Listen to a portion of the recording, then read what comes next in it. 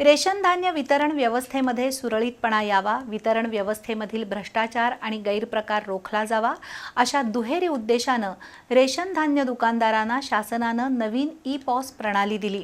तसंच ration card आधार link करणं सक्तीचं झालंय. पण या दोन्ही प्रणालींमध्ये तांत्रिक बिघाड असल्यामुळं गेले 8 दिवस जिल्ह्यातील रेशन धान्य वितरण व्यवस्था विस्कळीत बनली आहे. दुसरीकडे गेले 3 महिने रेशन धान्य दुकानदारांना त्यांचं कमिशनच मिळालेलं नाही. या दुहेरी संकटामुळे रेशन कार्ड धारक आणि रेशन धान्य दुकानदार असे दोन्ही घटक नाराज आहेत. राज्यातील रेशन धान्य दुकानदारांना L1 प्रणालीतील नवीन ई-पॉस मशीन देण्यात आली आहे, पण विविध कारणानं रेशन कार्ड धारकांचं थंब इम्प्रेशन या मशीनवर होत नाही. त्यामुळे रेशन कार्ड धारकांना धान्य मिळण्यात अडचणी आल्यात. शिवाय रेशन कार्ड आधार कार्डशी लिंक करण्याची सक्ती शासनानं केली आहे, मात्र तिथंही वारंवार सर्व्हर डाऊनची समस्या आहे. त्यातून रेशन कार्ड धारक आणि रेशन धान्य दुकानदार यांच्यात वाद होऊ लागलेत. यातच भरीस भर म्हणून रेशन धान्य दुकानदारांना नोव्हेंबरपासूनच 3 महिन्याचं कमिशन मिळालेलं नाही.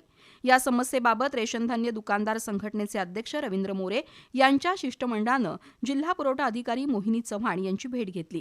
सर्व तांत्रिक समस्यांवर तोडगा काढण्याचे प्रयत्न सुरू आहेत. त्यामुळे रेशन कार्ड धारक आणि धान्य दुकानदार यांनी परस्परांना सहकार्य करावं असं आवाहन मोहिनी चव्हाण यांनी केलंय. यावेळी झालेल्या चर्चेत राजेश मंडलिक, गजानन हवालदार, अरुण शिंदे, सचिन चव्हाण, अनिल जंगटे, साताप्पा भास्कर, सुधीर चौगुले, सतीश शेटे, बाळासाहेब भोसले, किरण संगपाळ यांनी भाग घेतला.